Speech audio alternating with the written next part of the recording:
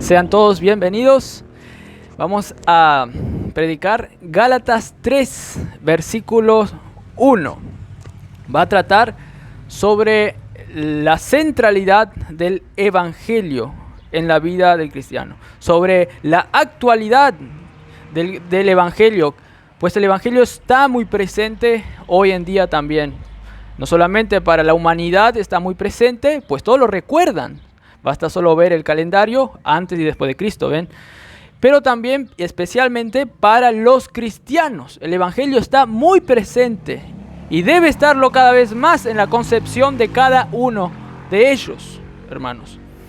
Entonces vamos a leer el versículo 1 del capítulo 3 de Gálatas. Dice: «Oh Gálatas insensatos, ¿quién os fascinó para no obedecer a la verdad? A vosotros, ante cuyos ojos Jesucristo fue ya presentado claramente entre vosotros como crucificado». Vamos a tener una palabra de oración. Padre Celestial, gracias por este día que estamos aquí en tu presencia, Señor. Te pedimos que esta gran predicación, Señor, de Pablo, que es el Evangelio, que siempre predicaba, sea predicado hoy aquí, Señor, delante de ellos, de tal manera que vean claramente la cruz de Cristo con los ojos de la fe, Señor. Y que vean, Señor, la impotencia de cada uno de ellos, pues por ellos mismos no pueden vivir la vida cristiana y por eso la cruz es la solución. Al igual que esa cruz allá en el desierto, en la época de Moisés, donde se le colgó una serpiente y curaba a aquellos que creían y miraban a esa serpiente, Señor. Te pedimos, Señor, que el Evangelio que se va a predicar hoy sea la cura para cada hermano que ha pecado, pero también sea la cura para vivir cada vez más la vida cristiana centrado en el Evangelio, Señor. Gracias por esta gran gracia, Señor, que es el Evangelio. Te pedimos que nos des iluminación, Señor, a cada uno de nosotros, que saques todo estorbo del enemigo que está queriendo dar para que el Evangelio no sea predicado, Señor. Que saques todo pensamiento carnal en cada uno de nosotros, Señor. Que podamos enfocarnos en la palabra de Dios hoy, Señor. Que saquemos toda esa concepción que aprendimos de nuestros antepasados y hasta de nuestra carne, Señor. Y que seamos abiertos a aceptar lo que dice la Biblia, Señor. Te pedimos esto en nombre de Cristo Jesús. En nombre de Cristo Jesús. Amén. Alejandro Magno, como saben, fue una persona muy prominente casi en el siglo V antes de Cristo, siglo VI por ahí. Alejandro Magno tenía el deseo de conquistar todo el mundo, conquistar Europa. Alejandro Magno tenía ese deseo. ¿Y saben qué? Lo hizo. Todo el mundo ahora, allá en Europa, conoce sobre Alejandro Magno. Si Alejandro Magno no hubiera conquistado casi toda Europa, hace 5 siglos, 6 siglos atrás más o menos, o 7, si él no hubiera conquistado, todo sería muy diferente hoy en día. Todo sería muy diferente. Por lo tanto, el tema de Alejandro Magno es muy tocado por historiadores, por personas que estudian en las escuelas. Todos conocen a Alejandro Magno porque hizo un antes y después en el curso de la historia. Sin embargo, otros capaz que no conocen a alguien que nació en esa época. No, en las actas, en los anales de la historia, tal vez esa persona no aparece. Pero Alejandro aparece, tal vez que le recordamos ahora.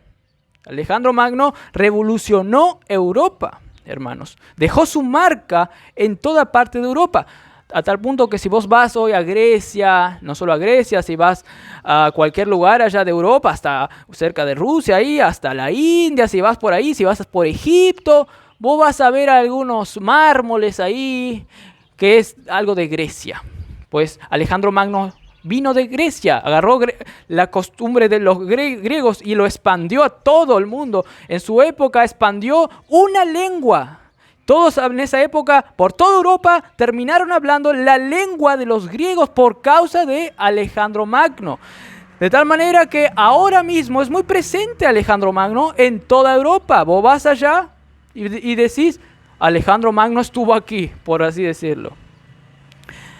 Vos lo vas a ver en la memoria de la mayoría de las personas en los lugares allí en Europa. Es muy actual lo que él hizo. Es muy actual aunque esté muerto. Sus obras quedaron. No obstante, hermanos, el Evangelio es mucho más presente en todo el mundo.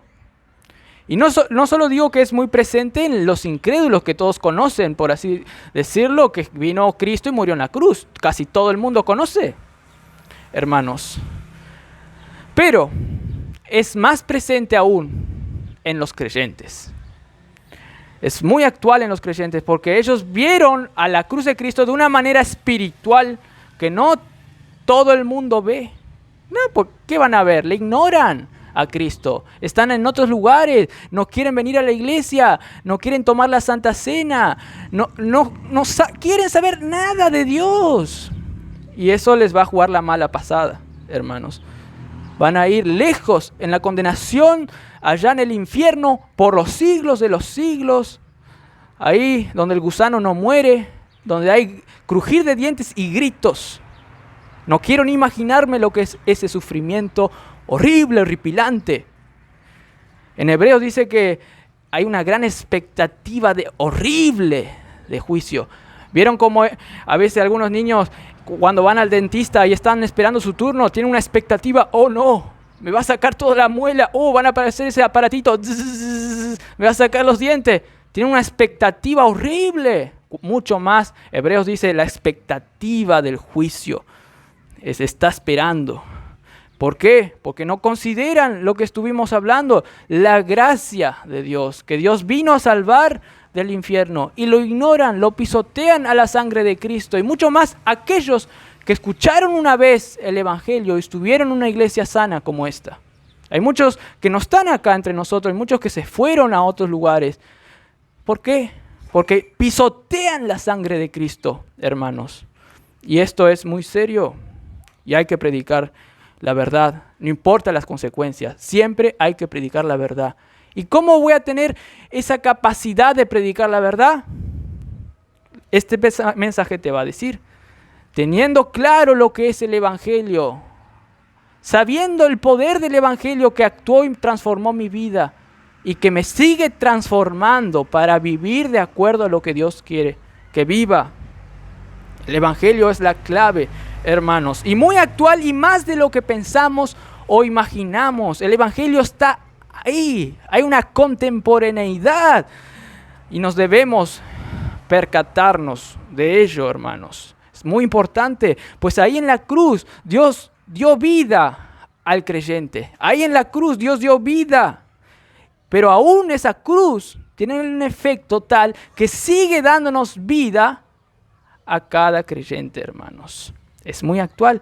Sin embargo, pese a esa gran importancia del Evangelio y lo que hace en nuestras vidas, el cristiano debe seguir percatándose de esa verdad, de esa actualidad de la cruz, de esa contemporaneidad. A lo contrario, pongamos un ejemplo para bajar un poco la tierra.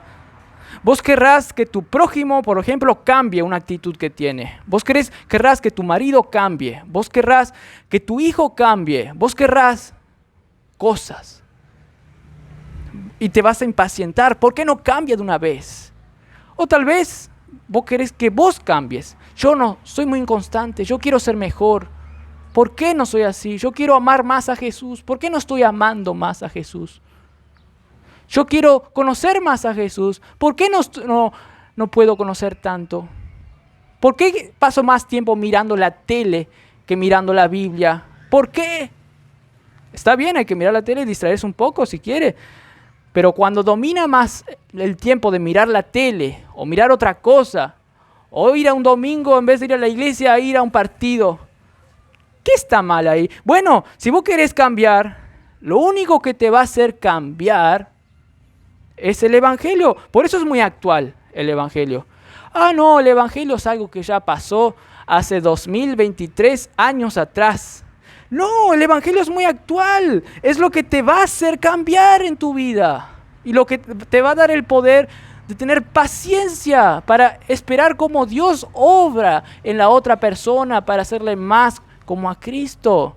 Colosenses 1 dice que Dios nos da el poder, conforme al poder de Él, de la potencia de su gloria, para darnos paciencia y longanimidad, para ver cómo Dios obra en otra persona. A veces queremos cambios ya, queremos que se conviertan ya, queremos que uno sea más maduro ya, queremos que otro sea más maduro y nos enfocamos en la otra persona, esa persona no está creciendo. Pero no, tenemos que tener paciencia y percatarnos que Dios es poderoso y Dios va a hacer la obra. Y dejarlas a las manos de Dios, que Dios haga la obra, hermanos. Por lo tanto, el Evangelio es muy actual. Quieras o no quieras, el Evangelio es muy práctico. Quieras o no quieras. El Evangelio es muy teórico. Vamos a actuar ya, vamos a obrar. No, quieras o no, niegues a regañadientes, el Evangelio tiene que estar en tu concepción, en tu mente. Hay que cambiar el chip acá primero, antes de actuar, hermanos. Por lo tanto, debes percatarte de la actualidad del Evangelio, que es muy actual y mucho más que vos, de lo que te imaginas. Hermanos, en primer lugar, ¿por qué debo percatarme de la actualidad de ese Evangelio? ¿Por qué? Para no ser necio o para no ser fascinado por otra cosa, para no ser insensato en esta vida creyente que Dios te dio para vivirla. Percatarte de la actualidad del Evangelio que está ahí, que hizo una obra eficaz, te va a dar a vos la capacidad de no ser insensato, de ignorar esa obra de Cristo. Entonces tenés que percatarte para no ser ignorante. Eso dice el versículo 1. Vean, Gálatas 3, versículo 1, parte 1, que les voy a hablar. Dice, oh Gálatas insensatos, ¿quién os fascinó? ¿Quién os fascinó? Paremos ahí, después vamos a seguir. Oh Gálatas insensatos, ¿quién os fascinó?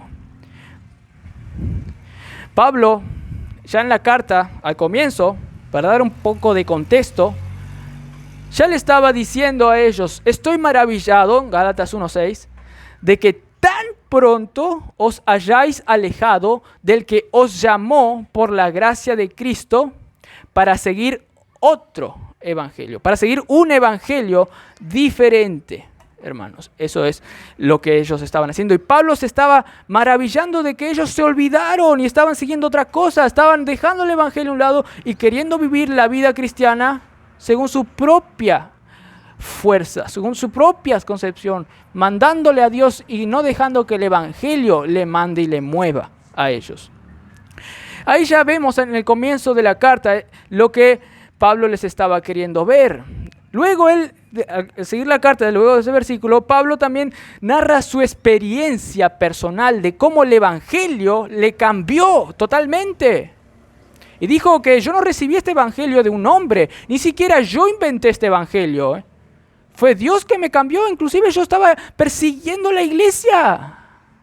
Yo era el más ávido, el más perspicaz, el más devoto a la religión. Yo era intachable, irreprensible en cuanto a la ley. Yo aborrecía la iglesia, adelantaba por leguas a otros que eran fariseos. Yo era el más contra el evangelio.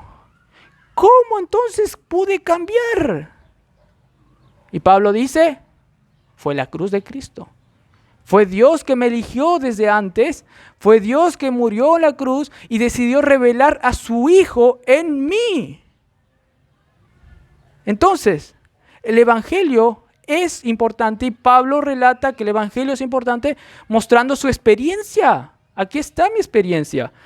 Y luego, al seguir la carta, Pablo narra acontecimientos que pasaron donde él defendía el evangelio y rechazaba a aquellos que no defendían el evangelio. Pablo narra en primer lugar un acontecimiento donde fue allá a Jerusalén a un concilio y donde algunos judaizantes dijeron, ese que vino con vos tiene que hacer algo que los judíos hacen. O si no, no puede vivir la vida cristiana, si no hace eso primero. Y Pablo dijo, no, eso es ir en contra del evangelio y yo quiero que el evangelio permanezca. Y narra otro acontecimiento, aún un acontecimiento que puede ser chocante, pues fue en contra, por así decirlo, de otro cristiano que se llamaba Pedro, el apóstol Pedro. Pedro estaba también ignorando el evangelio, hermanos. ¿Y qué hizo Pablo? Se plantó y dijo, no, contempla, en otras palabras, la gracia, el evangelio de Cristo. Y no vivas de una manera que no acepta el evangelio. Y bueno, ahí ya vemos que todo estaba centrado en eso y hasta desemboca en este versículo donde ya ahí estalla y dice, oh Gálatas, ya insensatos, dementes, oh Gálatas, tontos. Esto quiere decir, ¿por qué le dice eso? Porque ellos están actuando en contra de su propia dignidad.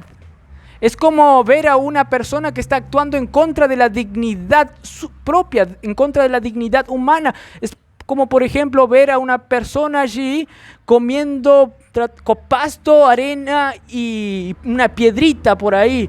Está atentando contra su propia dignidad. Dios le hizo a su imagen para que él viva bien y no esté atentando contra su propia dignidad.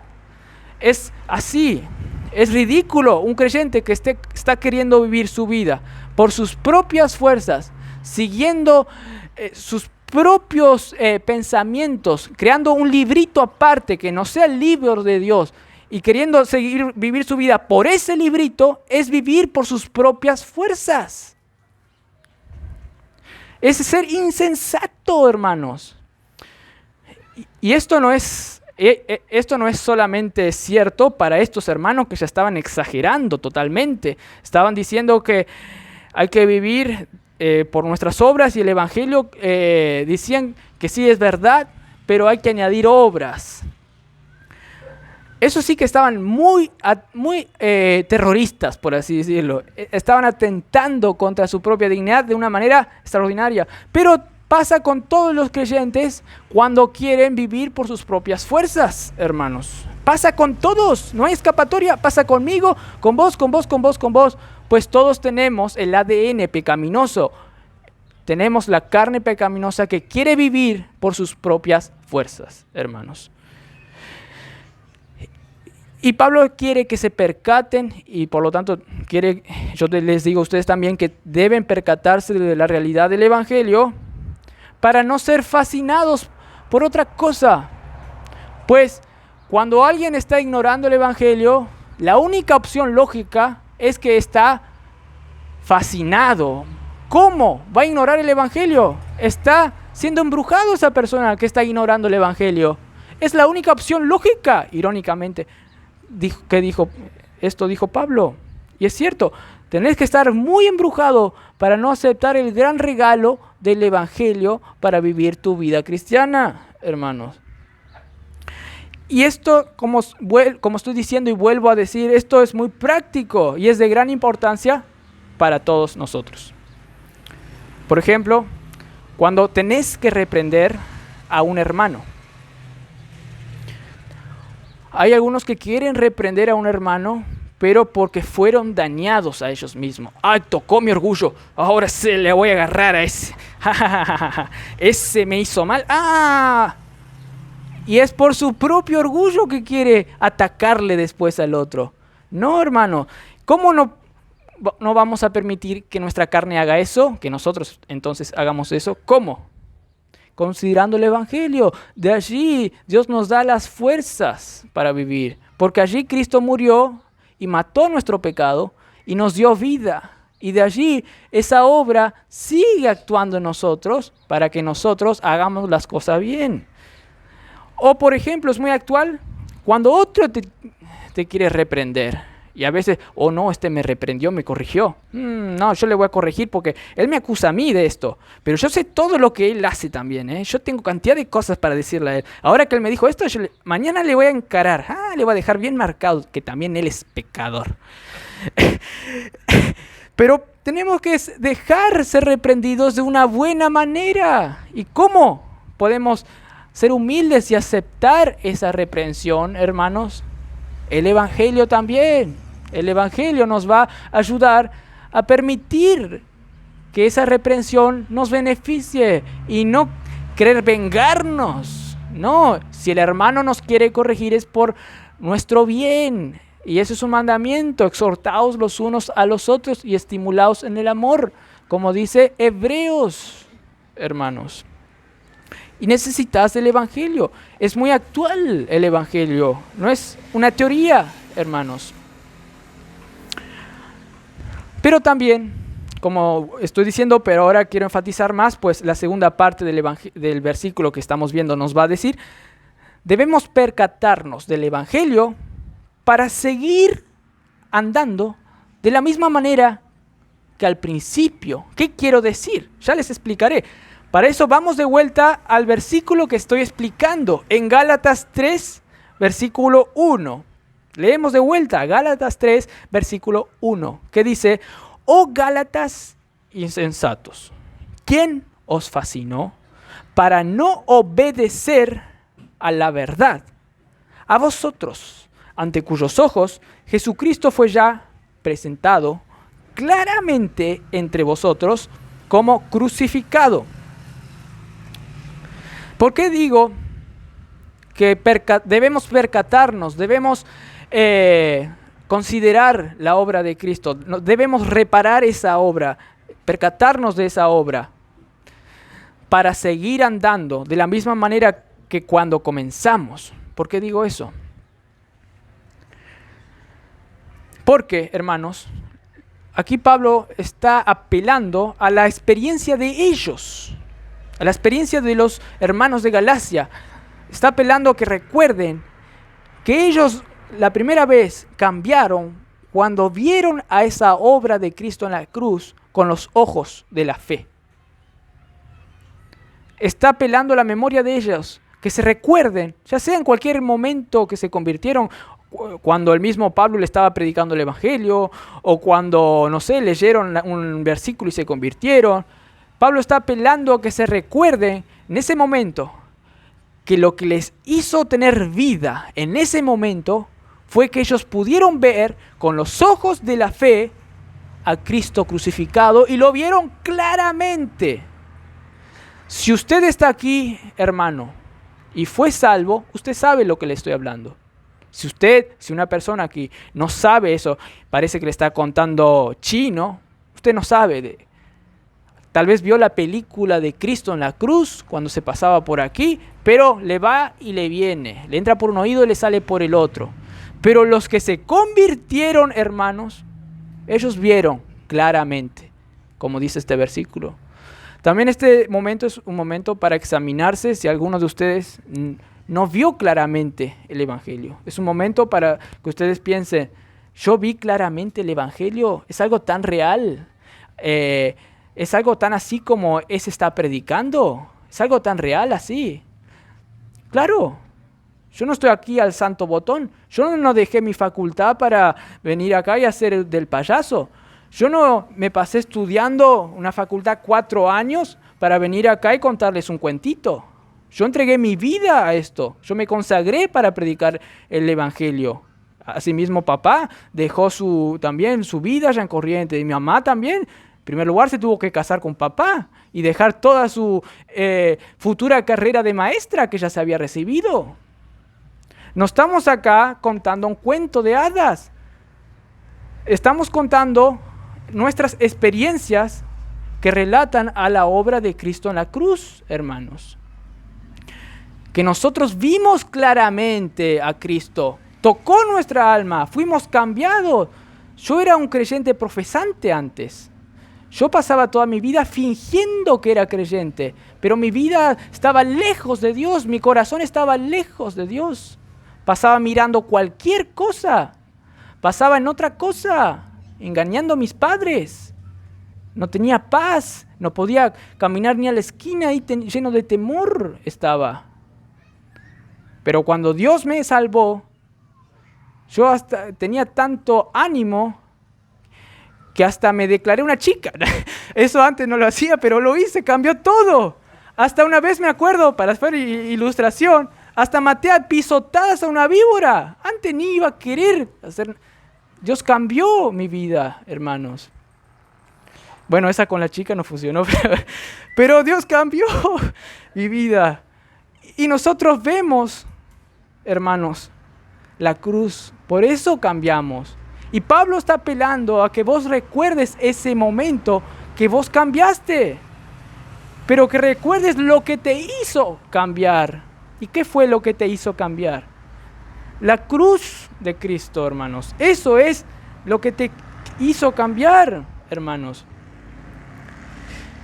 Pablo le está queriendo decir, ustedes notaron claramente esa obra en la cruz. Ese acontecimiento notable, ustedes captaron ese acontecimiento de mayor relevancia, de mayor envergadura, de mayor magnitud.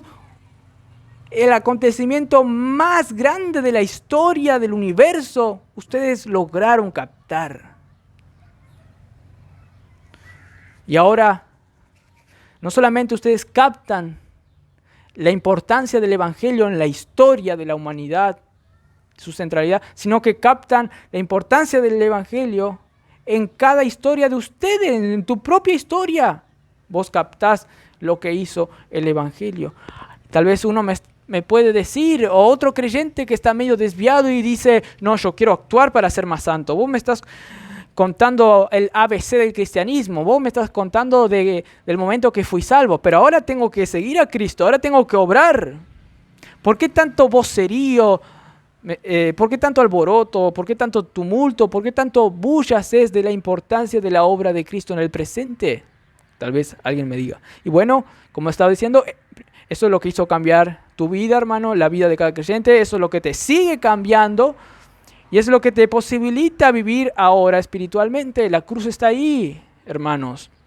Por ejemplo, si Dios nos iluminara ahora y nos mostrara lo espiritual, así como le mostró a Isaías, que como que le llevó al templo en espíritu y que le hizo comprender y ver a Dios en su magnitud y ver el Evangelio que le perdona los pecados.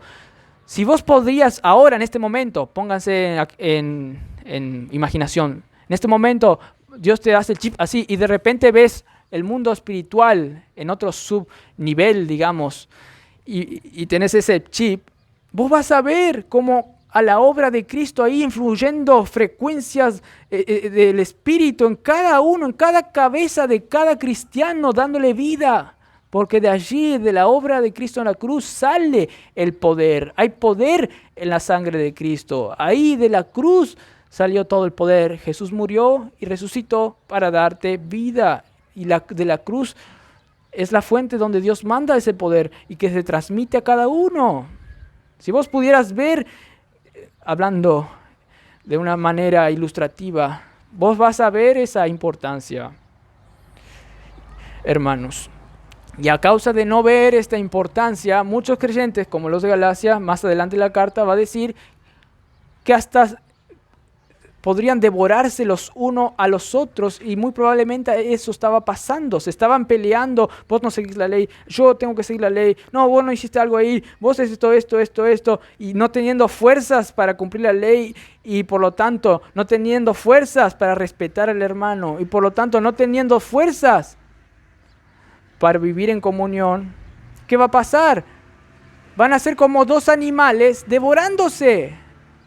Van a ser como dos seres humanos viviendo en contra de la dignidad. Por eso deben andar en el Espíritu. ¿Y cómo andar en el Espíritu? Contemplando la obra de Cristo en la cruz. Esto es muy real, esto es muy práctico, hermano. Cada vez, y todos estamos con esa tendencia. Todos tenemos una tendencia a volcarnos, a dar rienda suelta a la carne. Todos.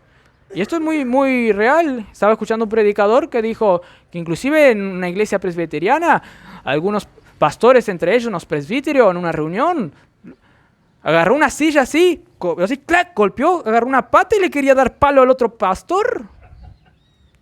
Y ni te cuento en otra iglesia de Asamblea de Dios, dijo el predicador, que tuvieron que llamar a la policía.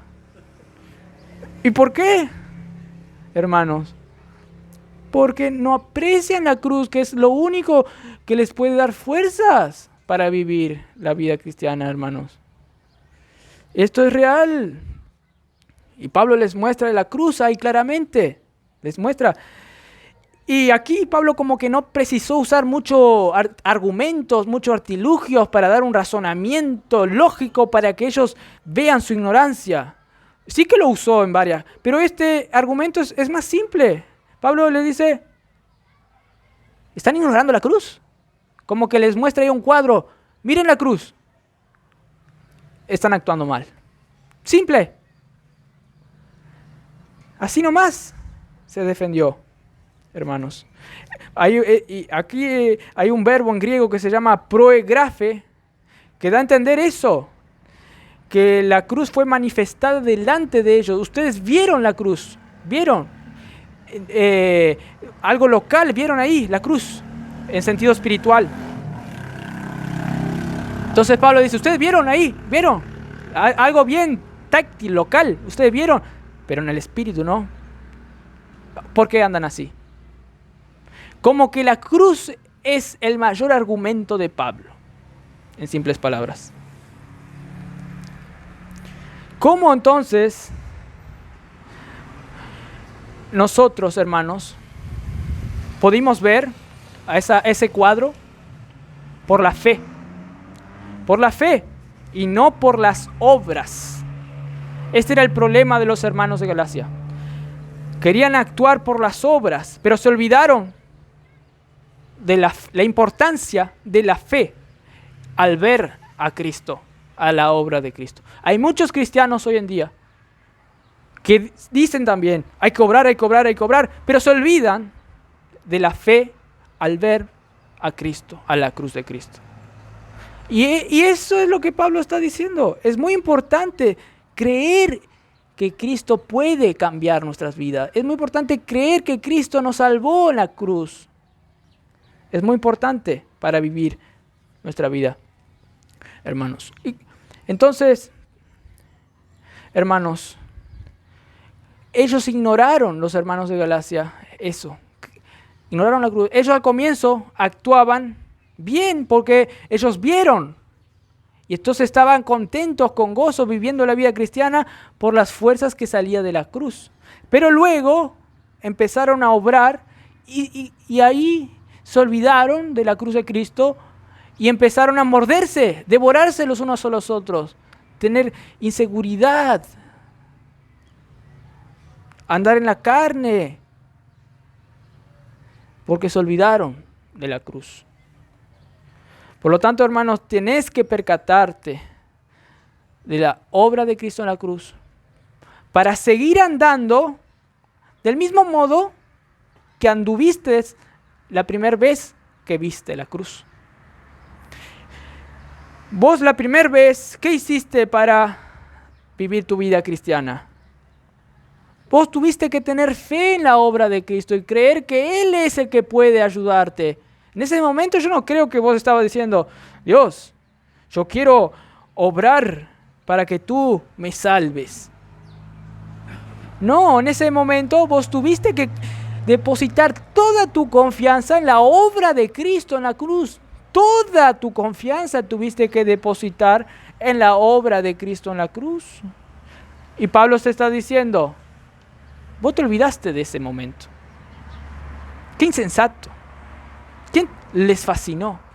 Ustedes vieron claramente. Eso es lo que Pablo le está diciendo, hermano. Ustedes están ignorando ese cuadro hermoso. No sé si ustedes vieron cuadros de pintores por internet. Yo me acuerdo uno de William Turner. Qué bien que pintaba. Vos veías, esto es excelente. ¿Cómo puede ser tan real? Te deleitas a ver una pintura de Rembrandt, pinturas de Leonardo da Vinci. Pablo te está diciendo en otras palabras que vos tenés que seguir contemplando esa hermosura, ese cuadro de la obra de Cristo en la cruz, contemplando esa gracia que te cambió y te sacó de las tinieblas, y deleitándote que ese cuadro te va a liberar de todo el mal. ¿Para qué? Para que vos seas como ese cuadro, para que vos vivas como Cristo, para que vos vivas de una manera sobrenatural, para que vos vivas en el país de de las maravillas, por así, para que vos vivas en Disney, digamos, para dar una expresión que es algo maravilloso. Contempla ese cuadro para que vos vivas en ese cuadro. Prácticamente te está diciendo Pablo, hermanos. De nuevo digo que Pablo no usó muchos argumentos en este versículo. Fue simple, pero muy eficaz. Él dejó que el evangelio se defienda solo. Él dejó que el evangelio se defienda solo, pues sabía que el evangelio era poderoso. Aquí nos estuvo diciendo, los judaizantes tuercen las escrituras, el evangelio no es realmente así, porque el evangelio dice esto. No le escuchan a los judaizantes porque los judaizantes son unos tramposos. Hay un judaizante que está saliendo con 2 mujeres. No dijo nada de eso. Les explico esto de que el evangelio se defiende solo. Imagínense que un judaizante, uno que estaba ignorando el evangelio y estaba generando esa duda de la actualidad, de la eficacia del evangelio, estaba generando esa duda en los creyentes. Imagínense que ese judaizante estaba hablando con estos hermanitos, estas ovejas que estaban siendo fascinados. Imagínense que un judaizante dice, yo vi a Cristo el día que fue crucificado. Yo soy de Jerusalén. Yo le vi hace 20, 30 años atrás. Yo estaba ahí. Inclusive yo era uno de los que decían, crucifícale. Yo tengo mucha propiedad para hablarles a ustedes. Decía así. Yo estuve allí. Hasta yo le vi al apóstol Pedro. Y ¿saben qué? Pablo estaba también ahí, el atrevido.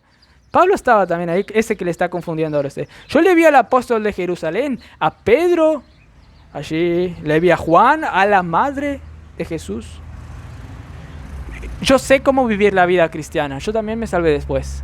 Yo sé cómo vivir la vida cristiana. Y Pablo no está diciendo bien la cosa. Yo vi la cruz bien allá. Claro, debes creer en la cruz, pero también debes seguir lo que el apóstol Pedro seguía. Él también se hacía judío. Él tenía que obrar para vivir su vida cristiana. Él tenía que hacer todo lo que los judíos hacen. Esos gentiles que quieren vivir su vida sin hacer las cosas de los judíos, pero olvídense de la vida cristiana de ellos, ¿no? Ellos tienen que vivir como un judío, claro, y aceptando el evangelio también. Eso le diría un judaizante. Pero hermanos, Pablo no precisó mucha defensa. Pablo dice, ustedes vieron la cruz realmente de una manera eficaz. Tal vez otras personas no ven. Ese judaizante no ve la cruz de Cristo. No le escuche. Pero yo no me voy a defender a mí. Yo no voy a usar muchas palabras. Yo solo le digo, ¿te acordás de cuando te salvaste? ¿Te acordás de la eficacia de la cruz? Con eso ya te debe bastar. El evangelio obró en mí. Antes ya te dije. El evangelio obró en mí. Cuando yo era un vil pecador, yo iba en contra del cristianismo. Y se presentó a mí y me cambió. Eso era lo que le estaba queriendo decir a los hermanos. La eficacia de la cruz se defiende por sí sola. Es inconmovible el evangelio. Nadie lo va a poder cambiar. La iglesia va a seguir estando, aunque el infierno quiera venir. Pero el cielo siempre se va a estar desatando como una catarata en cada iglesia que cree en Cristo. Hermanos, el cielo siempre va a seguir cayendo como una catarata en cada iglesia fiel a Cristo. No importa que vengan legiones y legiones, o judaizantes que se creen entre nosotros y luego quieran dividir la iglesia y llevar a otros lugares. El cielo va a seguir cayendo como una catarata en cada iglesia, hermanos. Pues el evangelio se defiende por sí sola. Es vida que da vida a personas que nunca querían aceptar el evangelio y que nunca quieren aceptar. Pero el evangelio da vida, hermanos. Y también da argumentos. Se defiende.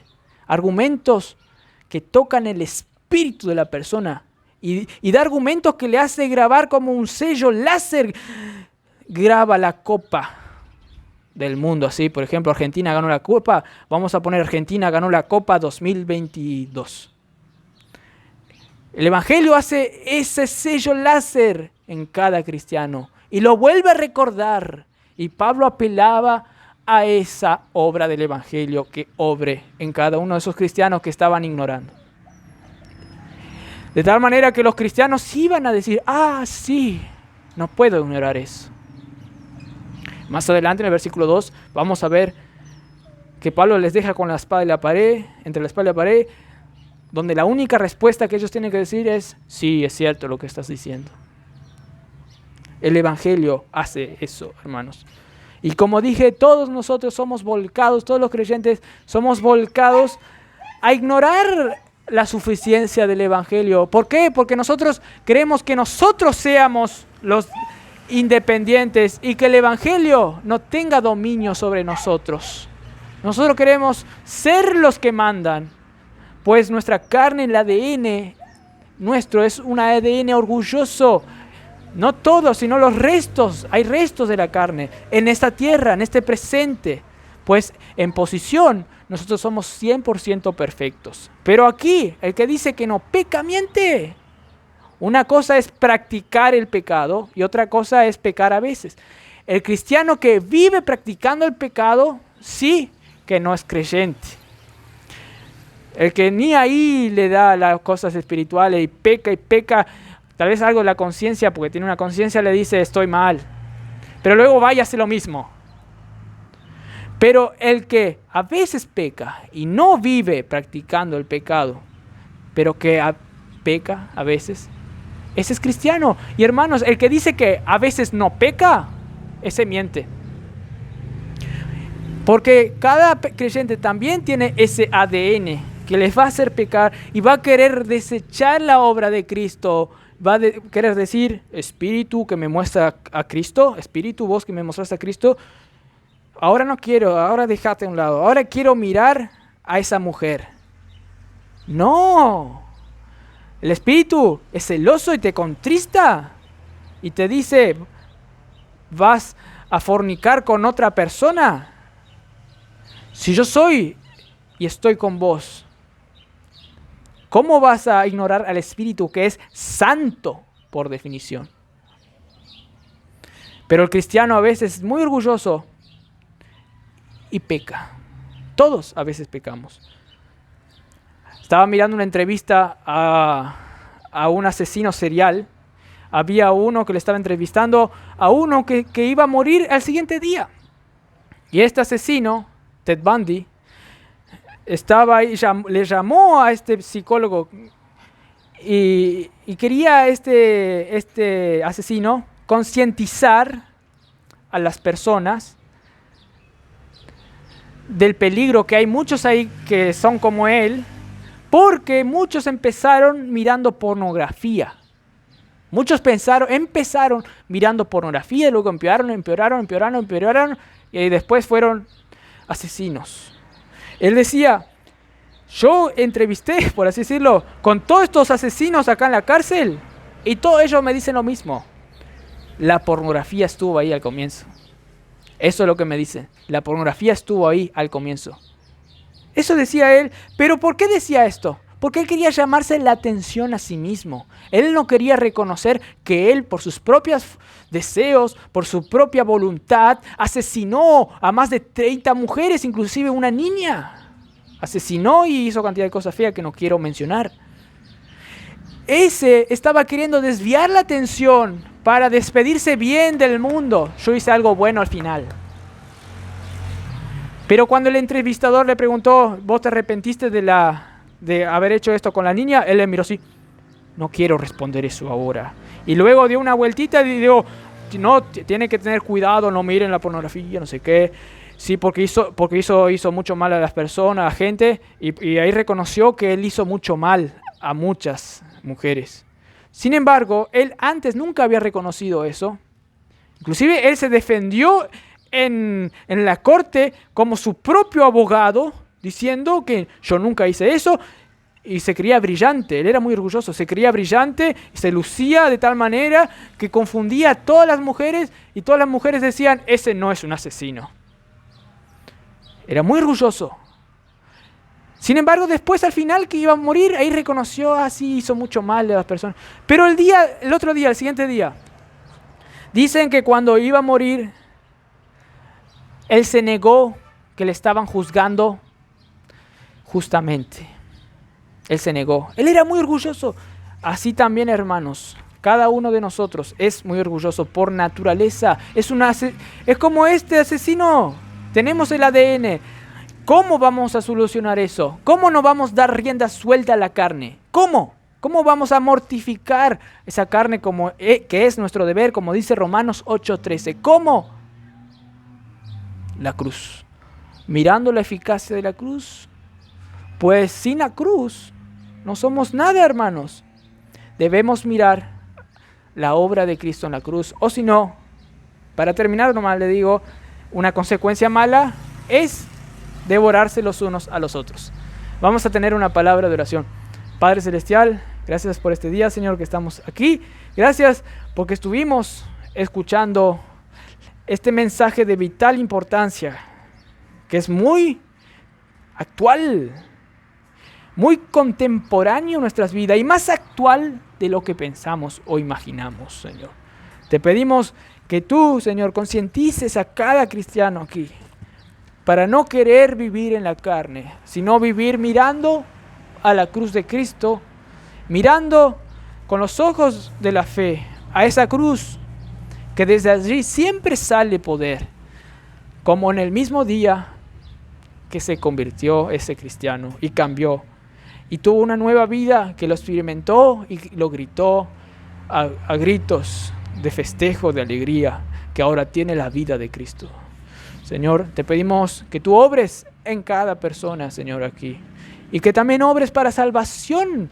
Si hay una persona aquí que no te tiene, que nunca vio claramente esa cruz, y que encima juzga a otros cristianos y anda ahí de arrogante, Señor, te pedimos también por aquellos que salieron de nuestra iglesia, que al comienzo parecían buenos, pero luego revelaron lo que eran, que no eran de nosotros, porque eran arrogantes y se fueron, porque no miraban a la cruz, porque no tenían paciencia con los otros cristianos de ahí, porque querían actuar por su propia cuenta como Caín, Señor.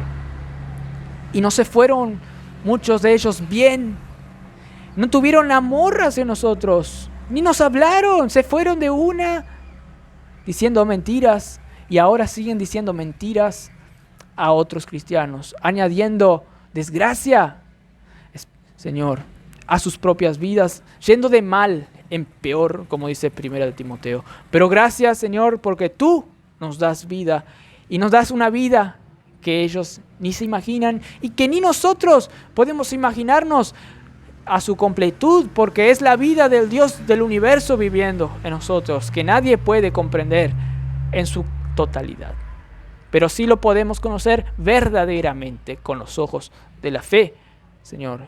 Y podemos disfrutar cada día. Tenemos esperanza en cada problema. Podemos clamar a Jehová y tener gozo de que Él está con nosotros y no nos dejará, porque Él está con nosotros y nos da poder. Nos da poder con Dios. Spurgeon decía, Señor, me recuerdo y lo digo para que se recuerden los hermanos aquí. Spurgeon decía que qué privilegio es un cristiano que tiene poder con Dios. Todos desearían ser como Él y estar con Él. Porque si Él está con Dios, ¿quién va a estar en contra de Él? Si Él está con Dios, Él gana contra los hombres. Pues Él tiene a Dios. Y que cada cristiano aquí experimente más ese poder con Dios. Es esa capacidad de ser como Jacob, de no separarse de Dios y decir hasta que tú no me bendigas, no te soltaré. Que cada uno de nosotros tengamos más poder con Dios. ¿Para qué? Para que cada uno de nosotros edifique al hermano, para que seamos cada vez más mansos, humildes, para que seamos más como Cristo, viviendo limpios, santos, siendo luz en este mundo de tinieblas que aún en la iglesia se quiere entrometer. Señor, Gracias por este gran privilegio que tenemos poder contigo. Podemos orar y tú cambias a cada hermano y vas a seguir cambiando. Y te pedimos que los otros hermanos oren por nosotros y uno por el otro con ese poder que Dios les da, para que uno y el otro crezcan más unidos a la imagen del Hijo de Dios. Gracias por todo. En nombre de Cristo Jesús. Amén.